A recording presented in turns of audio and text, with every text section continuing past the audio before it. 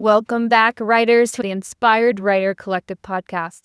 Now, we're towards the end of our spring season, so we have just a few more podcasts for you. And then we're going to be jumping into a special series in June. That is Behind the Scenes with a Publishing Author, aka me. I am releasing my memoir at the end of June, so those are going to be much shorter episodes. Behind the scenes, like what's happening each week? What does that look like for you as a writer as you're approaching your publication day, what pre-launch may look like, pre-sales, all of that. So please stay tuned in June if that's of interest to you. And then we will have our summer short episodes in July before we start bringing back guests and everything again for the fall season, which will kick off in August. So I hope that this message finds you at a good time. Today, we're going to be talking about building your email list, building your platform, what that looks like, especially from an email list perspective. We're going to talk about why it's important to keep your readership engaged in the content you're sharing, and just a little bit of the ins and outs that we've learned as we've navigated this. So, Stephanie, why don't you kick it off for us? All right. Well, this is a topic that I'm just really falling in love with more and more every day, especially as I'm building my Unbound story system, which I've talked about in a previous episode about how there doesn't really need to be a break between your creative flow as a writer and what you put out there into the world to connect with readers. And one of the best ways to connect with your readers is through your email list. It's where you can show up and connect with them more personally. The long form content, people will stay with you longer. They're often more engaged. You can share longer pieces of your work. And it's a great way to stay top of mind. When people are scrolling on social media, they may be following you, but they may not always catch everything that you post. The algorithm dictates this, that, or the next thing about what they see. Whereas with your email list, you own your list, you own the platform, you own every aspect of it, which is really one of the most beneficial things for you, especially as an independently published author, but even traditionally published. If you follow traditionally published authors, they too have to be in charge of their email list in some form. But it's just a really great way to create a relationship, more of a conversation with your readers. Yeah, I've been digging into this, and recently as this morning, right? So I've launched the pre-sales for Lonely Girl, and I'm doing those through Square, and Square collects the email addresses, right? But then I have to figure out how to get them moved over into my Kit, which is one of the common email marketing platforms, a way that you can manage your email list. And so what I've decided to do is send an introductory email that's not in the email list yet, but to everyone who pre-ordered the book, I'm sending a thank you email. I'm reminding them and telling them how important it is to me that they've chosen to support me in the book this way. And then I have an instant access kind of product that goes along with it, which is my Lonely Girl soundtrack. Now, they're getting that already on their Square receipt, but they may be missing it. So I'm putting that directly in that email that I'm thanking them in, and then I'm asking them if they will join the email list in order to stay up to date on any sort of live book signings I'm doing, podcast appearances I'm having where I'm talking about the book, as well as behind the scenes stuff about what it looks like to have the lead up into publishing. And of course, this will continue down the road. I want to be able to reach these same people again once I have a second book. And I absolutely want to be able to reach out to them again for reviews. We talk a lot about how important reviews are for indie authors. And if you've already lost connection with those people that have purchased your book, then it's much harder to get those reviews. You're not going to have that when they later buy your book on Amazon. You'll have no access to them. But the pre-sale can be a really great time to get those email addresses and make those connections and ask for those reviews in a follow-up for those that opt onto your list. The one thing to be mindful of is in automatically adding anyone to your list. You can get into some messy stuff if they haven't consented or been informed that they're being added to your list.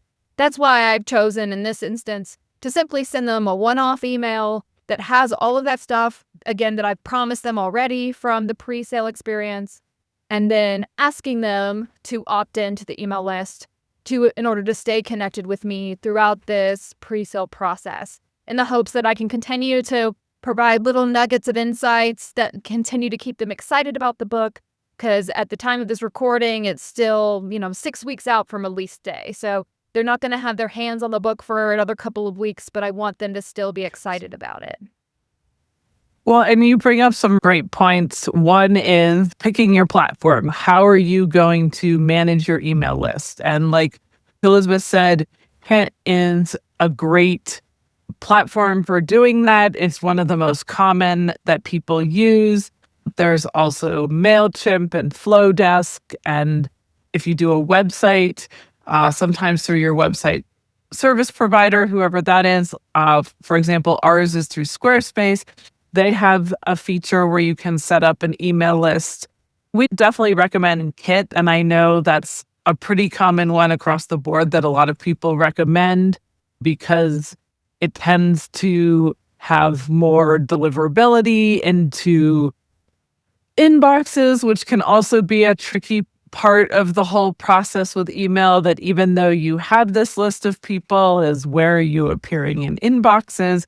So there's some nuances that you eventually have to work with and play around with to make sure you're not being marked as spam, which is really important to, again, also make sure that when you do set up an email list that you have a website, because then your email is more likely to be delivered because it's coming from a verified domain as opposed to simply a Gmail account. Now, if you have a really small group of people you're emailing, at first, you can start with Gmail, but it's generally recommended that once you get to a point where your email list is growing, that you have a domain that it's coming from. And then the other piece is making sure that people give their permission, because you don't want to get in trouble by just all of a sudden adding every family, friend, and person that you know to the list saying, oh yeah, they're going to want to hear from me.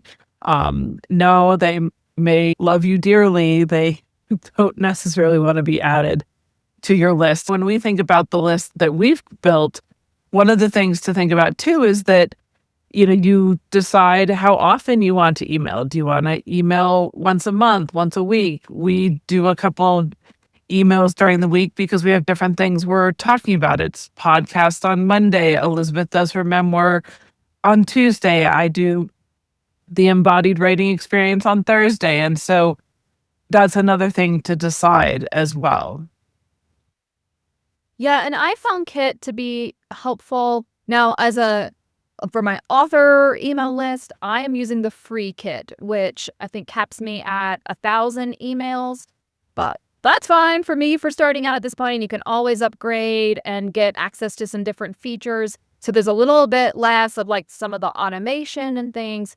But the great thing about having your list on Kit versus trying to facilitate it through like your Gmail account, even if you have like a @domainname.com email address through Gmail, is that you can divide your list. So right now I have my ARC readers in there, and that way I can bulk email them like the cover design art that they may want to use for promotion, or any updates that they may want to include, links and things that would be helpful for them. And also those like just timely check-ins where it's like, okay, we're 2 weeks to release day, or we're on release day, please post your reviews.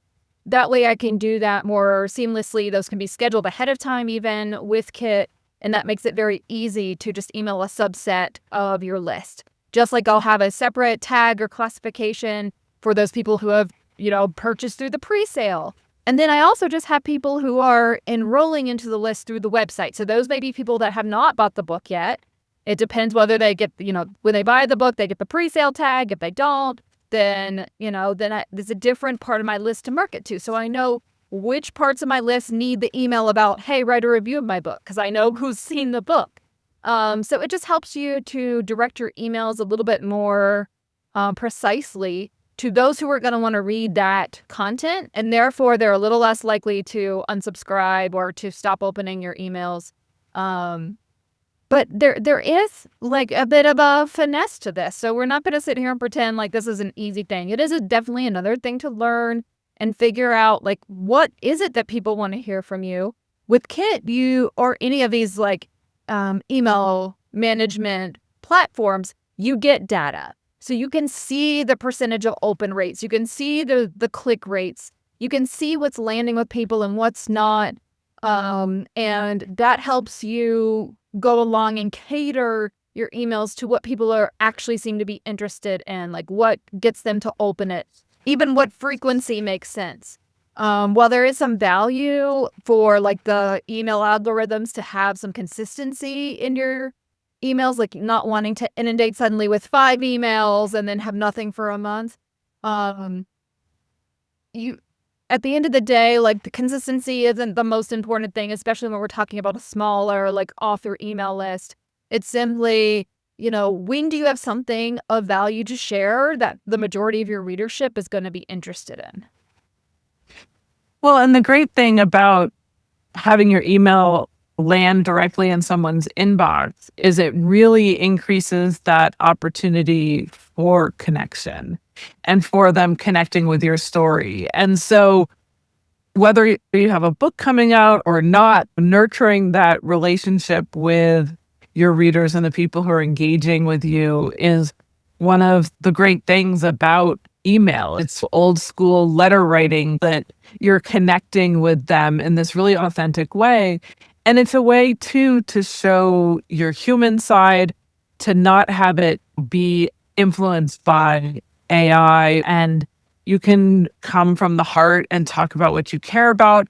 It can be about your book. It can be about other topics that are of interest to you and show your humanity, which is what I think people really connect with. And readers are curious about what writers do behind the scenes or what your origin story is. How did you get started? How did you decide how to write the book and where your ideas come from? It might seem small to you or it might seem insignificant, but all those little pieces are like breadcrumbs along the way that draw them in, make them feel like they know you, make them feel more connected to you.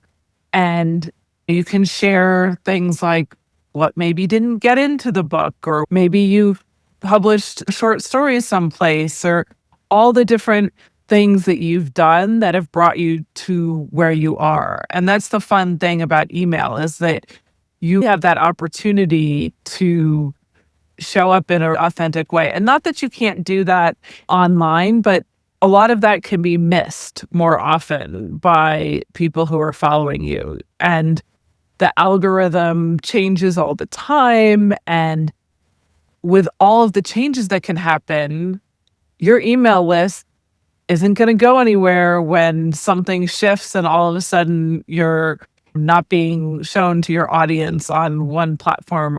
And so that's something to think about as you think about email. Well, and I have a couple of points I want to make. For one, the one I just thought of is, remember when TikTok suddenly went away and people were all of a sudden panicked because they'd lost their connection to their customers? Like, that could happen with any platform. And so there's one prime example of, even if you have a great following somewhere, if that platform disappears, so does that following. So does access to those people. They may or may not seek you out to try to find you somewhere else. More often than not, probably not. One of the things too, Stephanie, that you brought up is like that authenticity factor. I know personally there are some things, because I have, a public facing Instagram and TikTok and everything like that, that I only share so much on those public forever forums where that information could be out in the world. There's a different level of vulnerability that I can explore when I'm sending it to an email list, right? Where I can disclose with a little bit more security, like more pertinent details of my life, or where I feel more comfortable talking about my family and the impact the book has on those relationships, which people are super curious about. But I'm not going to be sharing that in a public forum where it like lives on forever. So that's another, like, I think piggyback off of what you were sharing. And then, like you said, the algorithms are always shifting. I know Facebook especially is one where nowadays, even if you follow someone, if you do not engage with their posts regularly, they could put up a new post and you are not going to see it. You're just not going to see it. It doesn't matter that you are friends with them. It doesn't matter. The algorithm's not going to show it to you. So it's this whole like circus of trying to put up content that's, will encourage people to engage so that when you post your important sale, your call to action, your big ask of, buy my book or whatnot, that they will actually even see it. I mean, it's a whole big game you have to play. Whereas if you can find a way to reach your audience, to have something that they're interested in order to draw them in for your email list, then, that's really ultimately in the long run the way to go. You can play the short term, cat and mouse game of the social media, but it's always changing. And like you said, Stephanie, like there's a bit of the more evergreen aspect to your email list. I follow several authors who have been like guests and stuff on this podcast before, and some of them don't even like send emails, not even once a month. I'll get an email from them once in a blue moon. I'm like, they're a person, I wonder what they're up to now. Oh, they've got a new book. Oh, that's cool. Oh, they converted their book into an audiobook. How awesome. And that's fine. Like, don't take it on as this intimidating thing that now you have to post to Instagram X number of times, and you also have to do this and then do this and send an email every week. It doesn't have to be like that. You can do, big pushes at times that make sense for the kind of book that you're offering or other services that you're offering along with it, or put out something when you're going to be doing a series of live events and, you don't know if anyone on your list may live in those areas. You can put that out. They may have friends that live there and, forward that email along. All of that is a great way to use your email list in order to grow your influence, grow your audience, and also strengthen the depth of the relationship that you have with those people. Well, and I love that you mentioned how authors you follow are not always emailing, but then when you see an email, you're like, oh, and it sparks that curiosity. And I think that's really cool about email. And especially in this age where we're so inundated with information. And yes, your email inbox probably feels like another space where you're inundated with information on a daily basis. But to me, I think about it as a letter from a friend, especially if you've connected with a writer personally in some way, or you've read their books and you feel connected to them, that it can have that feeling of connecting with a friend, and then you can engage with it in a different way. And I feel like the engagement is different. You're more drawn into what they've written and what they're sharing, as opposed to a quick like, oh yeah, okay, I saw them flashing by on my screen as I'm scrolling.